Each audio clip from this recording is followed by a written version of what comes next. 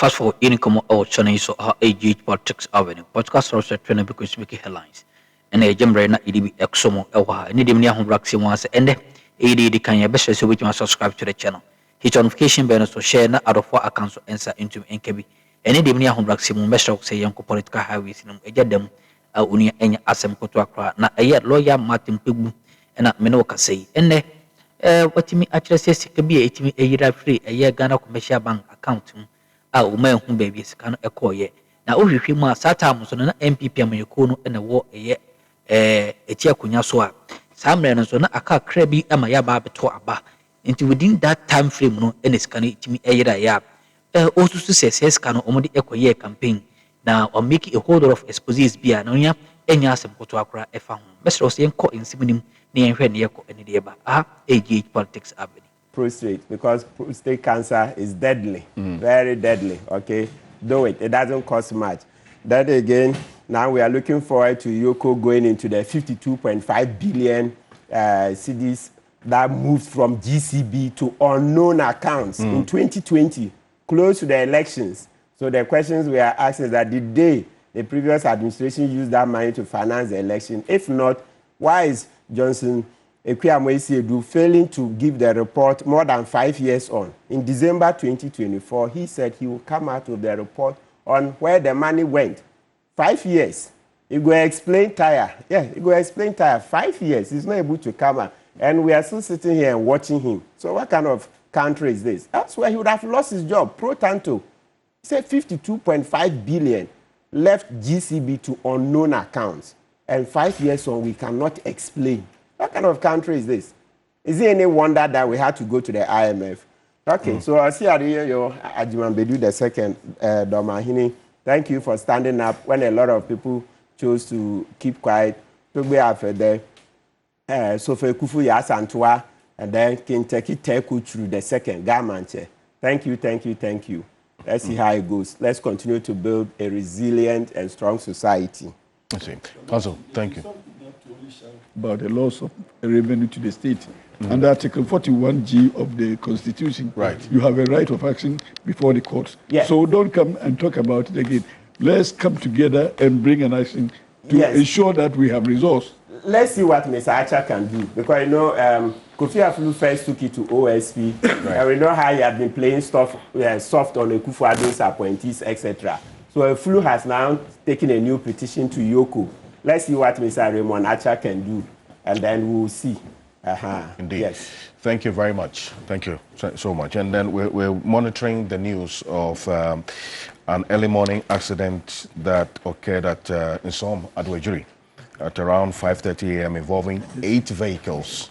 We understand a tanker is said to have exploded, causing several cars to catch fire.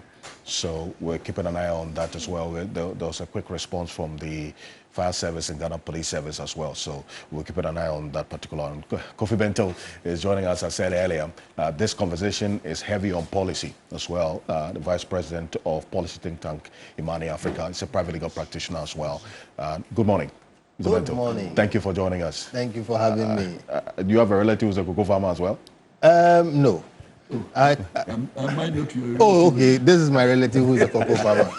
I come from a long line of Fanti gentlemen. 4th-generation civil servants and people who stopped farming long ago. But my uncle was a farmer, but not a cocoa farmer. However, I have been, like you said, because it's a policy issue, we've done quite a bit of work on it, and we are not very favorable when it comes to COCOBOD and the effect of COCOBOD. All right. The interesting thing you find is that before the colonial people set up COCOBOD, we had a whole middle class of Ghanaians who became rich, wealthy on cocoa. All right. And the idea was that COCOBOD was going to mobilize them so that their wealth could be kind of targeted for national development. One of those outputs was the University of Ghana. So you could see what could be done when you mobilize that whole area. But unfortunately, if you look at the trajectory, since COCOBOD was formed, Kwame Nkrumah made it, a central piece of our economy. The farmers' lots have gone down, and the state has basically benefited. If you look hard, you realize that cocoa farmers are amongst the most taxed workers in this country. From a period before independence when cocoa farmers were rich, and after independence, cocoa farmers became poorer and poorer and poorer and poorer. Today, I'm not sure if you can find anybody who can tell you that I am a rich cocoa farmer also. And recently, we did some work looking. He's rich, but not because of cocoa. We did some work, and it turns out that there are some very interesting cocoa farmers, educated, in fact, some chiefs and others who, in our view, without a COCOBOD, they can organize themselves sufficiently, okay, to mobilize the cocoa and market it. We need to rethink the COCOBOD paradigm. Yeah, but by law, you are not allowed to. Well, that's the problem. When you make a law that stops somebody from achieving what is their highest potential, then that law is a problem. And I just said, we need to rethink the COCOBOD paradigm. Today, as we speak, COCOBOD is a problem to farmers. It's a problem to the country. What are we talking about? Management is the problem. COCOBOD is a problem everywhere.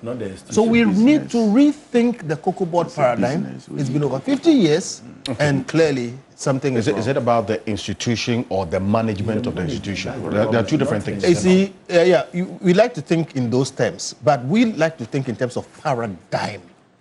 Because if you say it's the institution, what has it done? If you look at the objects, what it is intended to do, they are all good things. But good ideas don't implement themselves. And when we talk about paradigm, what we mean is that, look, everywhere in the world, when you set up government behemoths, monopolies, and these kind of massive institutions with law behind them, they devolve, they degenerate.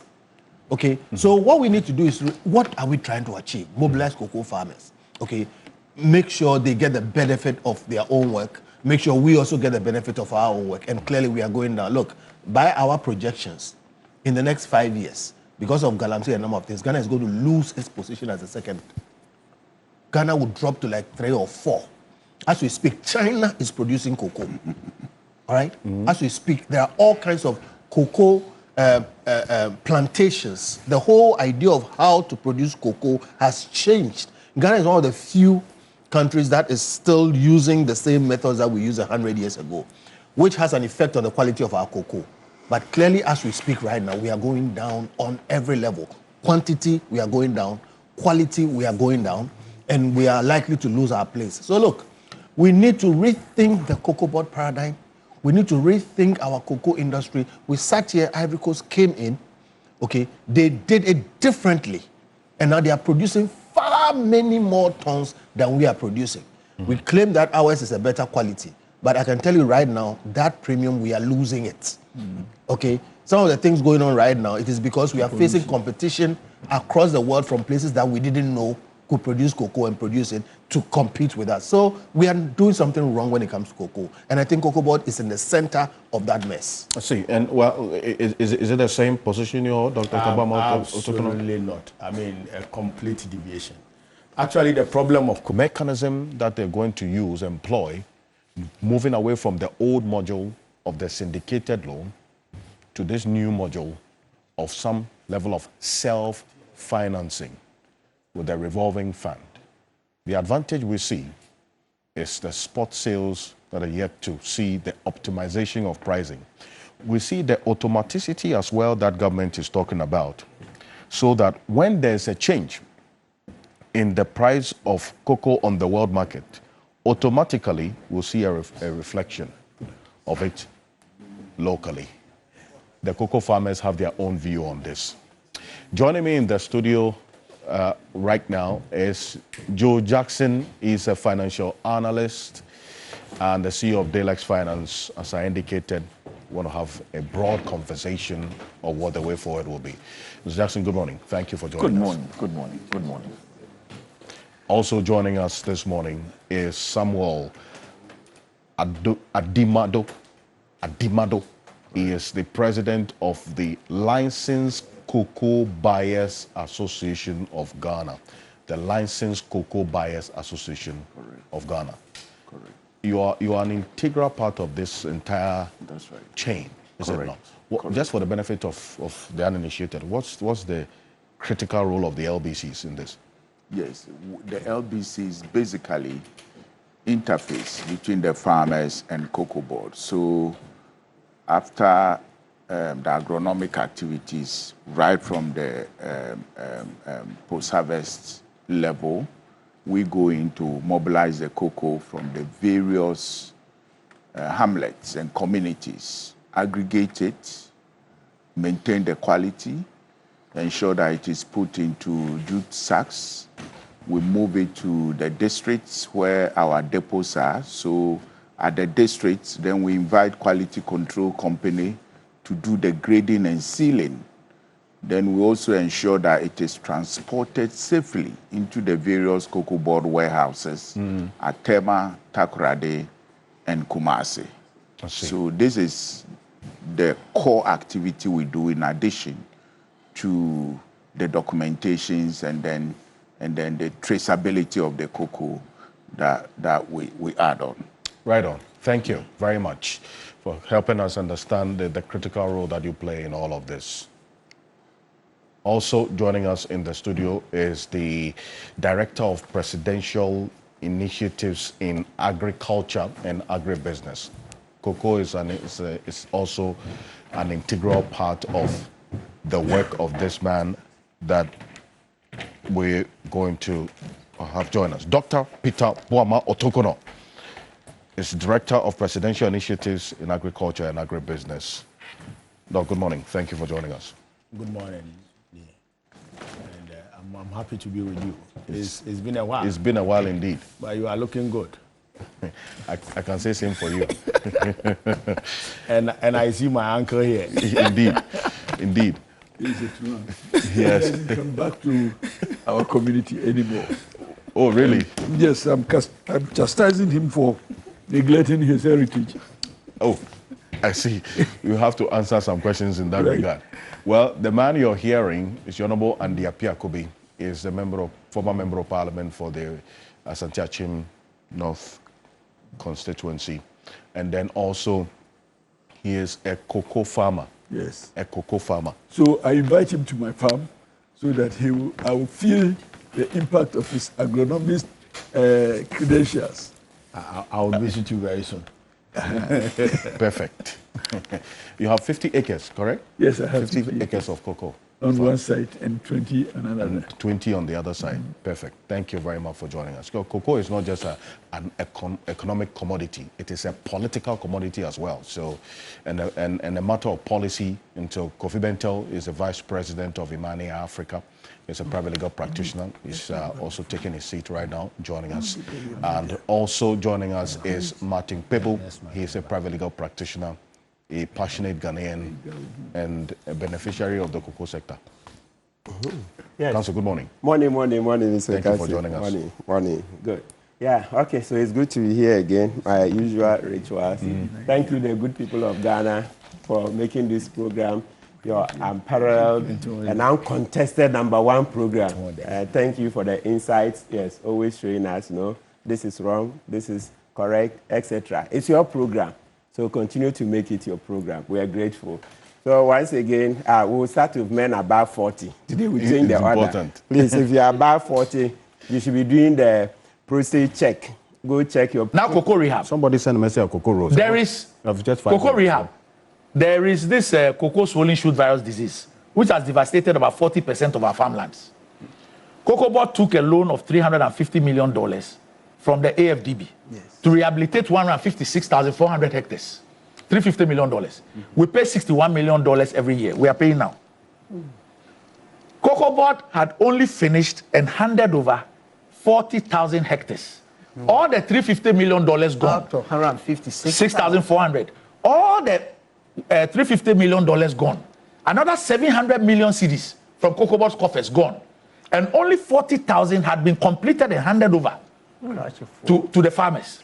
If you take cocoa roads, cocoa roads commitments from there's a slide on cocoa roads, from 2014, from 2014 to 2024 was 26.5 billion.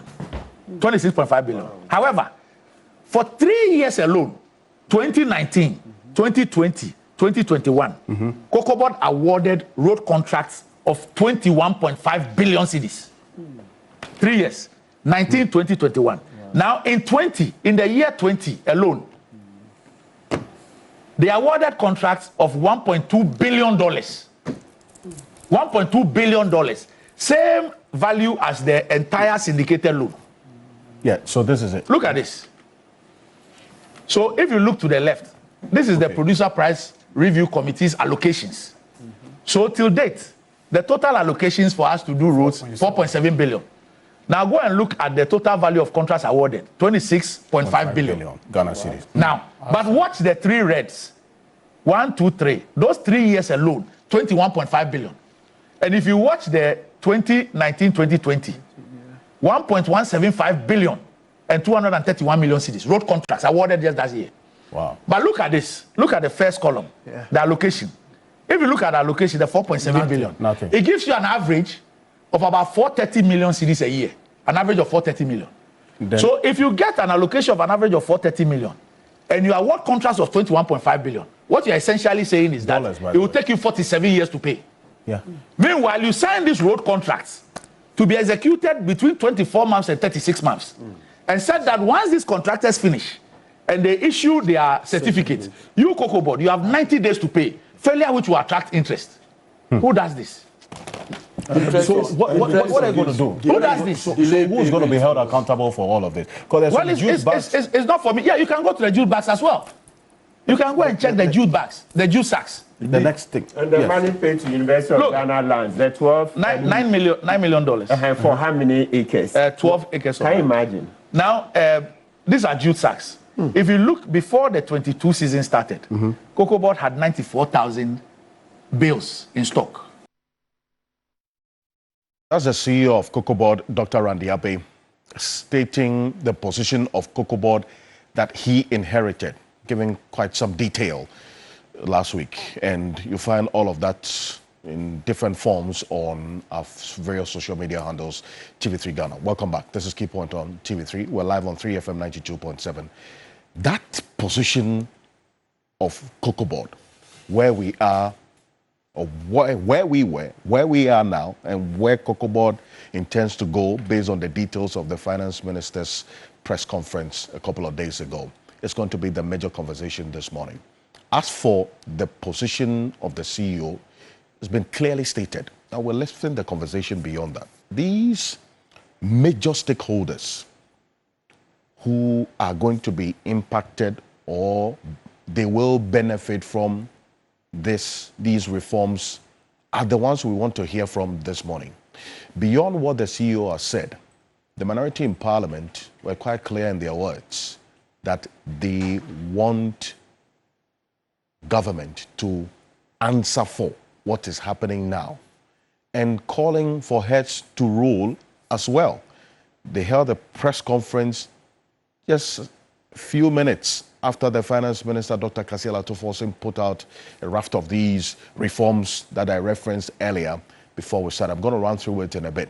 But let's take a listen to Dr. Mohamed Amin Adam, the immediate past finance minister, before we get into the poll tracker. It gives us an idea of how the way forward will be. Take a look. A bailout would have been necessary rather than reducing the producer price for cocoa. We warned this government about the reckless overvaluation of our currency. We warned them several times that these dollars they are pumping and pumping into the economy, that reckless intervention. Last year alone, they intervened to the tune of 10 billion United States dollars. The trend has continued. That reckless overvaluation of our currency will affect our economy.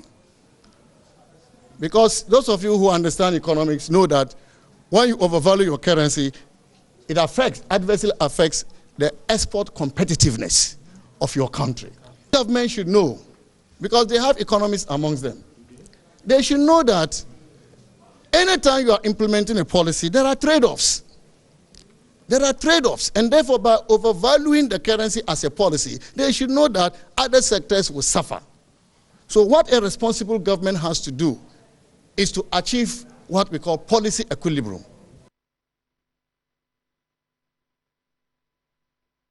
Well, so that's Mohamed Amin Adam there. He talks about a bailout instead of this decision to now review the prices downwards because of what's happening on the world market. But the finance minister's announcement, a ton of cocoa now reduced from 51,660 per ton to 41,392 cedis per ton. But he gave an overview of where we were, and this is it. One, the 2025-2026 cocoa season began in August 2025 with the producer price of 51,660, as I mentioned, calculated at 70% of the gross FOB of 7,200 per ton, using an exchange rate of 10 cedis 25 pesos to the dollar. Take this into consideration and bear this in mind, because at the time we were starting this season, this is how much cocoa was selling on the world market. That's 7,200 Ghana cedis per ton on the world market. Now I'm going to show you how much cocoa is selling per ton on the world market today. And the cocoa farmers are saying, well, you know what? If there's a reason to now look at what's happening on the world market to reduce this, what comes to us, then when it was this price, we didn't also benefit that much. That's their concern. So they're asking for more. On the 1st of October, we are always looking at what happens in Côte d'Ivoire, and it's for good reason, because you know what? Both countries produce cocoa. What happens in Côte d'Ivoire directly influences our pricing mechanism. And so Côte d'Ivoire announced a new producer price which was 20% above that of Ghana.